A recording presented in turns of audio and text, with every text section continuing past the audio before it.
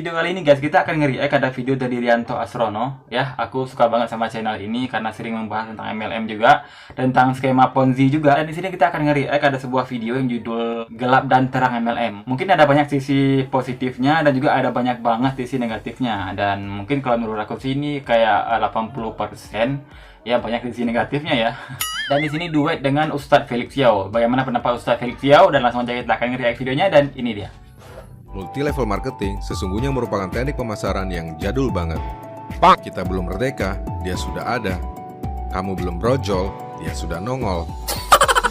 Alih-alih menggunakan model penjualan konvensional, multi-level marketing akan memanfaatkan konsumen sebagai tenaga penyalur secara langsung. Harga barang yang ditawarkan di tingkat konsumen adalah harga produksi ditambah komisi yang menjadi hak konsumen karena telah membantu kelancaran distribusi. Aku yakin! Tapi kenyataan memang tak seindah teori. Dalam satu dekade belakangan, MLM yang juga sering disebut sebagai network marketing justru menjelma jadi sesuatu yang negatif dan kontroversial.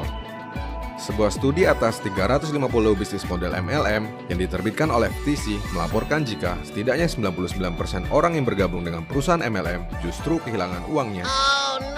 Lalu pertanyaannya sekarang, sebetulnya apa yang salah dari MLM? Jawabannya, menurut saya, nggak ada yang salah. Yang salah adalah manusia yang pandir dan serakah.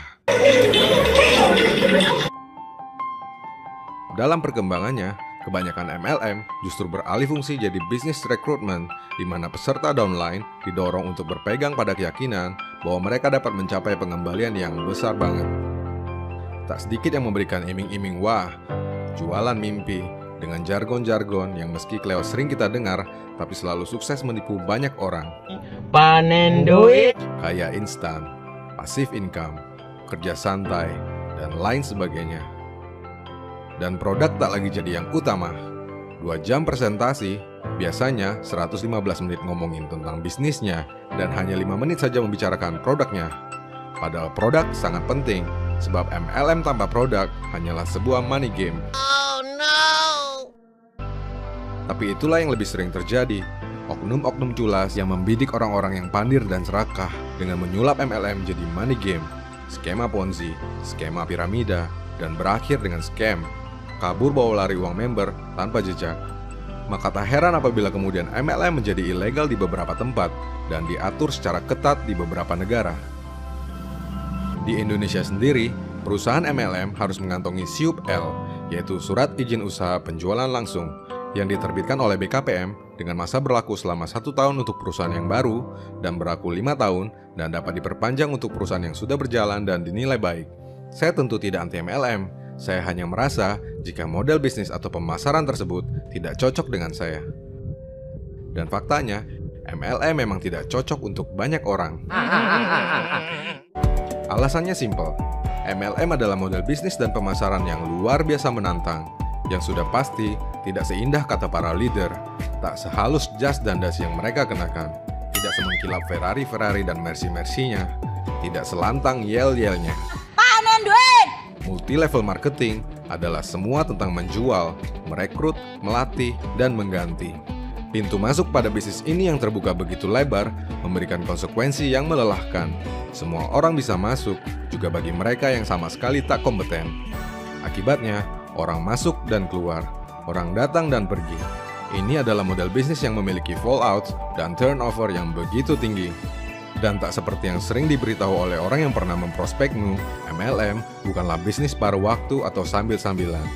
Panen duit. Saya mengenal beberapa orang yang sangat sukses dari MLM, dan saya tahu tak ada satupun yang mengerjakannya secara part-time. Sementara kenalan lain dalam jumlah yang lebih banyak yang mengerjakan MLM secara setengah-setengah, mereka sih cuma antusias di awal, tapi hanya bertahan beberapa bulan dan berhenti nyaris tanpa menghasilkan apa-apa. Orang-orang yang berhasil di MLM adalah mereka yang mau bekerja keras, tidak sensitif dengan penolakan, tidak bermasalah dengan turnover yang tinggi, tidak khawatir dengan orang yang datang dan pergi. Orang-orang yang sukses di MLM adalah mereka yang terjun menjadi super salesman, recruiters, dan trainers profesional. Well, jika itu yang ingin kamu lakukan 10-20 tahun ke depan, maka MLM akan cocok untukmu. Dan kamu bisa sukses besar dengannya.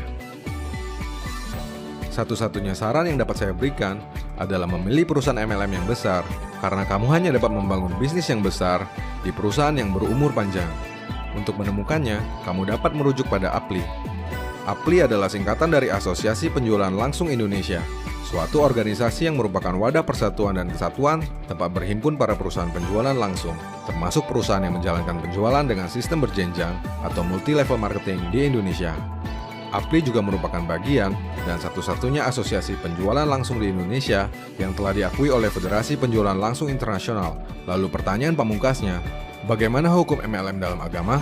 Kalau seandainya kita itu mencapai sesuatu dengan cara mudah itu nggak ada. Jadi kalau kita mau dapat sesuatu yang baik, ya kita harus bekerja keras. Kalau misalnya penjualannya secara biasa, jualan secara langsung, itu kan nggak ada masalah. Yang problem kan adalah ketika terjadi pemasaran berjenjang itu ya, multi-level marketing. Yang ternyata kalau misalnya kita lihat orang prospek dulu ketika masuk kuliah dan terus di prospek, maukah Anda mendapatkan begini dan segala macamnya. Nah, ini yang kita lihat pertama, yang dijual kan bukan barang ya. Yang dijual bukan barangnya, tapi sebenarnya dijual adalah metode multi-level marketingnya. Jadi artinya entah diakui atau tidak diakui, tapi yang dicari orang ketika masuk MLM itu bukan mencari barangnya atau bukan lebih kepada barangnya, tapi sesuatu yang diinginkan dari sana itu berupa apakah bonus atau poin dalam segala macam bentuk MLM-nya ini. Lalu kemudian mereka berharap dari pemasaran berjenjang itu akhirnya mereka mendapatkan hasil yang lebih besar daripada jumlah yang dibayarkan di depan. Hal yang lain misalnya kalau kita lihat penjualan barang itu karena memang pengen untuk masuk pada satu sistem multi-level marketing, akhirnya mengharuskan barang itu dijual dengan harga yang lebih mahal daripada biasanya. Atau bahkan jauh lebih mahal daripada kenormalan. Nah, belum lagi perkara-perkara seperti riba dan segala macam yang ada pada MLM. Jadi kita ini akad ketika mendaftar itu kita akadnya sebagai apa? Kita akadnya sebagai penjualkah? Atau kita akadnya sebagai pembelikah? Atau kita akadnya sebagai makelarkah? Jangan di dalam Islam ya tidak boleh menggabungkan dua atau lebih akad dalam waktu yang akad itu saling bersyarat satu sama lain. Ya. Jadi Ustadz kesimpulannya adalah MLM selama dia tidak judi, tidak riba, tidak goror, dan selama itu akadnya baik, artinya boleh dilakukan. Walaupun itu jarang ditemui. Walaupun jarang. Tapi itu boleh dilakukan. Tapi kalau ada mengandung judi, goror, dan riba, itu tidak boleh dilakukan. Thank you banyak, bro. Ya. Sip. Oke. Thank you, bro. Ya. Jadi, bagaimana menurutmu? Nah, gimana guys setelah kalian menonton video ini? Apakah kalian bakal mengikuti sebuah MLM ataupun kalian bakal mengikuti jejak-jejak leader kalian yang sudah lebih dulu mungkin kaya di MLM tersebut?